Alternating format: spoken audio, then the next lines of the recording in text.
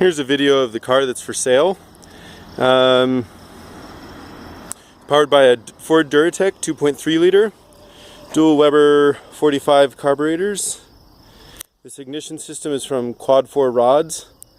The bell housing, which I don't know if you can see in this video, is Quad 4 rods bell housing. The coolant out pipe is stock with a plug, runs here to radiator cap. Down, I've got a coolant reservoir down in there. The belt system has no tensioner. I would add that. I would also redo this alternator bracket. You can see it's cracked. Is it cracked all the way through? There's no pressure against it in the wrong direction that keeps it from it does look like it's most... Oh, I forgot. I welded it on the other side. That's why it's still holding together. But I would replace that. It's just a crummy alternator bracket. This header goes down into... These welds didn't look very good, and you can see it's just standard tailpipe that I used. So I welded it and then wrapped it in the exhaust wrap. Put on this muffler and a downpipe as well as a silencer in there to try to quiet it down. I might redo that to make it quieter too if I was keeping it, and I would totally strip the paint off of these things. That was a bad idea when I painted that. I would repaint the whole thing. The paint on the body isn't bad, but you can see there's chips and nicks here and there, and the frame was originally green. You can see, well, there haven't really been passengers in here this year, but where the paint has worn off, there's a little bit of surface rust there. T5 transmission. I have a Pro Ripper shifter here, which is really tight. The gauges all work except for the fuel gauge over on that end and the tachometer, so I was going to redo the dash and put in a 5-inch tachometer. The steering wheel is quick release for tall people. Hold on. There we go. And that popping you just heard is the floorboard right here. It's welded on the, on the edges and stuff like that, but it allows the middle section to pop down like that. The driver's side does not do that, but this side does, so maybe I would do something with that to keep it down.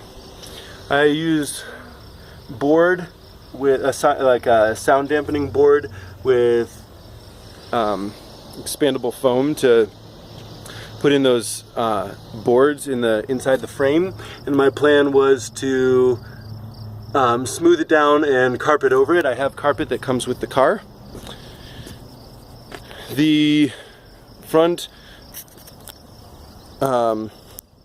suspension is the stock CMC suspension, and it has what are they, AFCO shocks or something like that.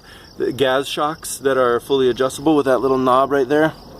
Oh no, wait, what brand? Oh, they're gas shocks. The AFCO is the tie rods, and the control arms are what came stock with the car, the CMC kit. Well, it wasn't really a kit, it was just a CMC frame. Same thing on this side. I have a hood for it, although it's not on it right now. I would probably put on more advanced control arms so that they'd be fully adjustable, and maybe I could get a better alignment or something like that out of it. Kirky racing seat buckets, and I do have the 5-point harness that goes on it. I just haven't installed all those pieces. Well, they were on it in the past, but I took the seats and stuff out over the winter and didn't put them back yet.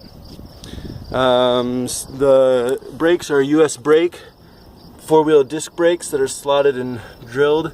What are these? Cosi Racing aluminum rims. The whole car is very light, weighs in at 1,250 pounds. Let's see if I can get a shot of this. The rear axle mounts, I had to modify the bottom one so that the stress on that weld would be direct instead of bending like the top one is. You can see the top one is actually broken. The inside end of the top one is still tight so you can drive it, but I plan to re-weld those whether I sell it or not. unless someone comes along right away and says, hey, don't do those, I'm going to redo them anyway. Okay, let's see, we got a panhard bar back here, gas shocks again, Carter fuel pump, RCI fuel tank. The sender for the gauge works. I can check that with a multimeter, but the gauge itself doesn't read properly, so I think it needs a new gauge. Same case with the axle mounts on this one, although when I redid this one, I did a better job of that lower axle mount, and that's really solid. I mean, that's never gonna go anywhere. Let's see, that little box right there is the inside there is the vehicle speed sensor. There are the pedals, independent front and back pistons for the brakes. I think that takes us all the way around it. Here's the turn signal controls, and those work fine. I'll start it up, you can hear it run.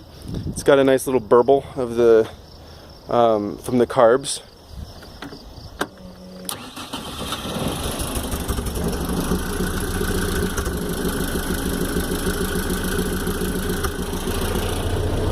Temperature is almost cold. The engine was almost cold. I drove it about 3 hours ago.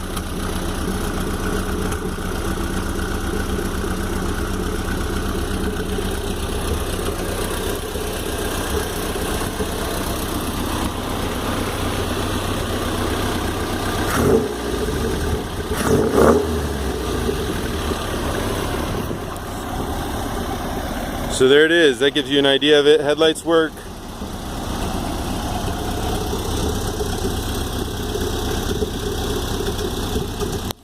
There's the car.